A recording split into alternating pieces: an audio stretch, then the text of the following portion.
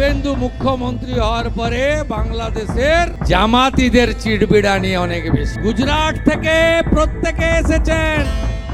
দর্শক, আজ আমরা কথা বলবো এমন একটি ভয়ঙ্কর ঘটনা নিয়ে যা পশ্চিমবঙ্গের রাজনৈতিক অঙ্গনে নতুন করে আলোড়ন তুলেছে। মাত্র কয়েকদিন আগে রাজ্যে বিধানসভা নির্বাচন শেষ হয়েছে, নতুন সরকার গঠনের প্রক্রিয়া চলছে। এমন সময়ে মুখ্যমন্ত্রী শুভেন্দু অধিকারীর ঘনিষ্ঠ সহযোগী চন্দ্রনাথ রথকে প্রকাশ্যে গুলি করে হত্যা করা হয়েছে।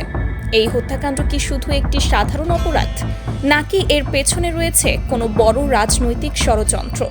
আজকের এই বিস্তারিত প্রতিবেদনে আমরা ঘটনার শুরু থেকে শেষ পর্যন্ত সব তথ্য তুলে ধরব। চলুন বিস্তারিতভাবে জেনে নেই। প্রথমে জেনে নেওয়া যাক চন্দ্রনাথ রথ আসলে কে ছিলেন। তিনি ছিলেন প্রাক্তন ভারতীয় বিমান বাহিনীর সদস্য। সামরিক বাহিনী থেকে অবসর নেওয়ার পর তিনি রাজনীতির সঙ্গে যুক্ত হন। শুভেন্দু অধিকারীর সঙ্গে তার সম্পর্ক ছিল অত্যন্ত ঘনিষ্ঠ। অনেকেই তাকে শুভেন্দু অধিকারীর অন্যতম বিশ্বস্ত সহযোগী হিসেবে চিনতেন। নির্বাচনী কাজ, সাংগঠনিক সমন্বয় এবং প্রশাসনিক বিষয়ে তিনি গুরুত্বপূর্ণ ভূমিকা পালন করতেন। এমন একজন মানুষকে হঠাৎ করে এভাবে হত্যা করার ঘটনা স্বাভাবিকভাবেই অনেকের মনে প্রশ্ন তৈরি করেছে। এবার জেনে নেওয়া যাক সেই ভয়ঙ্কর রাতে আসলে কি ঘটেছিল। 2026 সালের 6 মে রাত প্রায় 10:30টা, উত্তর 24 পরগনার মধ্যম গ্রামের দোহারিয়া এলাকা। চন্দ্রনাথ রথ তার স্করপিও গাড়িতে বাড়ি ফিরছিলেন। হঠাৎই কয়েকজন বাইক আরোহী দ্রুত গতিতে এগিয়ে আসে। তারা গাড়িটিকে আটকে ফেলে। এরপর শুরু হয় নির্মম গুলিবর্ষণ। পুলিশ সূত্রে জানা গেছে অন্তত 8 থেকে 10 রাউন্ড গুলি চালানো হয়েছে। চন্দ্রনাথ রথ গুরুতর আহত হন এবং ঘটনাস্থলেই মৃত্যুবরণ করেন। গাড়ির চালক বুদ্ধদেব বেড়াও গুলিবিদ্ধ হন। তিনি এখনও হাসপাতালে চিকিৎসাধীন রয়েছেন। পুলিশের প্রাথমিক তদন্তে এটি একটি অত্যন্ত পরিকল্পিত হামলা বলে মনে করা হচ্ছে। হামলাকারীরা খুব দ্রুত ঘটনাস্থল ত্যাগ করে পালিয়ে যায়। এই ধরনের সংঘবদ্ধ ও দ্রুত হামলা দেখে অনেকেই ধারণা করছেন এর পেছনে পেশাদার অপরাধী চক্র জড়িত থাকতে পারে। ঘটনার পরপরই রাজ্য পুলিশ ও সিআইডি তদন্ত শুরু করে। তারা বিভিন্ন সিসিটিভি ফুটেজ, গাড়ির মুভমেন্ট এবং ডিজিটাল প্রমাণ সংগ্রহ করে। সবচেয়ে বড় সূত্র পাওয়া যায় নিবেদিতা সেতুর টোল প্লাজায়। সেখানে একটি গাড়ির টোল দেওয়া হয় ইউপিআই এর মাধ্যমে। এই ডিজিটাল লেনদেনের তথ্য বিশ্লেষণ করে পুলিশ উত্তরপ্রদেশ ও বিহারের দিকে নজর দেয়। খুব দ্রুতই তারা 3 জন সন্দেহভাজনকে গ্রেফতার করে। গ্রেফতারকৃতরা হলেন মায়াঙ্ক মিশ্র, ভিকি মৌর্য এবং উত্তরপ্রদেশের বালিয়া জেলার রাজ সিং। পুলিশ জানিয়েছে এদের মধ্যে অন্তত একজনকে শার্প শুটার হিসেবে চিহ্নিত করা হয়েছে। তদন্তকারীরা আরও জানাচ্ছে এই হত্যাকাণ্ড সম্ভবত চুক্তিভিত্তিক। খুনিদের পেছনে 70 লক্ষ থেকে 1 কোটি টাকার বেশি অর্থ খরচ হয়েছে বলে প্রাথমিক অনুমান। রাজ সিং এর নাম সামনে আসার পর তার পূর্বের কিছু রাজনৈতিক যোগাযোগ নিয়ে সামাজিক যোগাযোগ মাধ্যমে কিছু ছবি ও ভিডিও ভাইরাল হয়। তবে বিজেপি নেতৃত্ব স্পষ্টভাবে জানিয়েছে যে রাজ সিং এর সঙ্গে দলের কোনো সম্পর্ক নেই। এখন প্রশ্ন হচ্ছে, এত বড় একটি হত্যাকাণ্ডের পেছনে আসল ষড়যন্ত্রকারী কারা? পুলিশ এখনও এই প্রশ্নের উত্তর খুঁজছে। তদন্ত চলছে। এবার আসা যাক সবচেয়ে গুরুত্বপূর্ণ অংশে। রাজ্য পুলিশ যখন তদন্তে উল্লেখযোগ্য অগ্রগতি করছিল, ঠিক তখনই মামলাটি সিবিআই এর হাতে তুলে দেওয়া হয়। এই সিদ্ধান্ত নিয়ে রাজনৈতিক মহলে এবং বিশ্লেষকদের মধ্যে বিভিন্ন প্রশ্ন উঠেছে। কেউ কেউ বলছেন এই ধরনের সংবেদনশীল মামলায় কেন্দ্রীয় সংস্থার তদন্ত প্রয়োজন।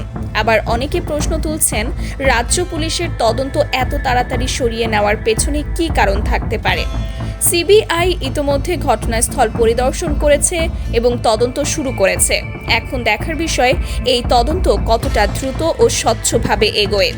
চন্দ্রনাথ রথের হত্যাকাণ্ডের পর শুভেন্দু অধিকারীর ঘনিষ্ঠ সহযোগীদের আগের কয়েকটি মৃত্যুর কথাও আলোচনায় উঠে আসছে।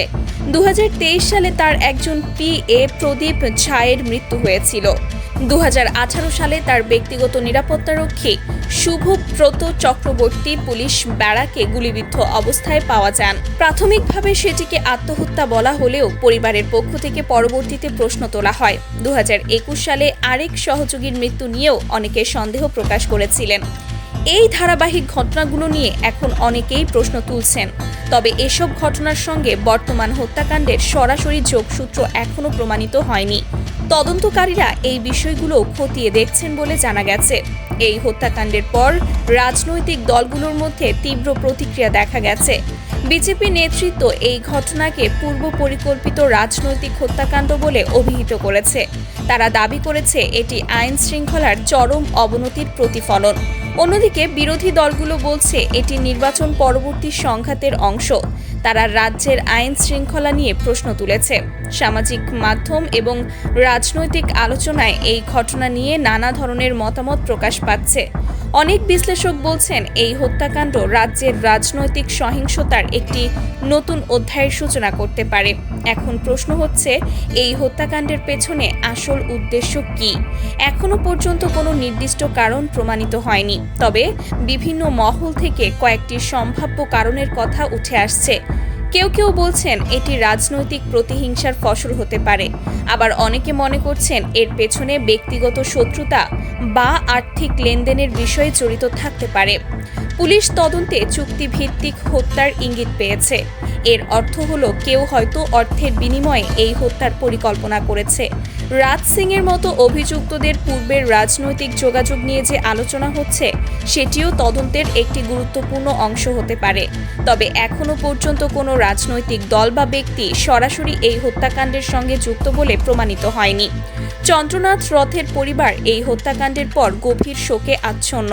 তারা দ্রুত ও নিরপেক্ষ তদন্ত দাবি করেছেন। পরিবারের সদস্যরা বলছেন চন্দ্রনাথ রথ কোনো ধরনের শত্রুতা করেননি। তিনি শুধু তার দায়িত্ব পালন করতেন।